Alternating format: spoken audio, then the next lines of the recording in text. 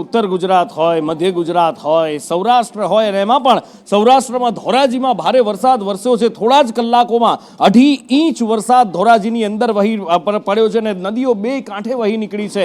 2 કલાકમાં જ 2.5 ઇંચ વરસાદ ખાબક્યો છે ધોરાજીની અંદર અને શકુરા નદી બે કાંઠે વહેતી થઈ છે। શકુરા નદીની અંદર નવા નીર આવ્યા છે અને લોકો એ નીરના વધામણા કરવા માટે નદી કિનારે પણ પહોંચ્યા છે। કોઝવે કેટલાક જે લો લેવલ બ્રિજ છે એ ભારે વરસાદના કારણે નદીમાં નવા નીર આવતા એ કોઝવે થોડા સમય માટે બંધ થયા છે। જ્યાં સુધી નદીની અંદર ભારે પ્રવાહ છે ત્યાં સુધી એ કોઝવે પાર કરવો જોખમી સાબિત થઈ શકે છે। અલ્પેશ મારી સાથે ફોન લાઈન પર જોડાયા છે। કેવો વરસાદ ધોરાજીની અંદર 2.5 ઇંચ વરસાદ વરસ્યો છે, ગ્રામ્ય પંથકમાં કેવો વરસાદ છે અને લોકોમાં ખુશખુશાલ લોકો દેખાઈ રહ્યા છે કે પછી ક્યાંક ખાના ખરાબીના પણ સમાચાર છે?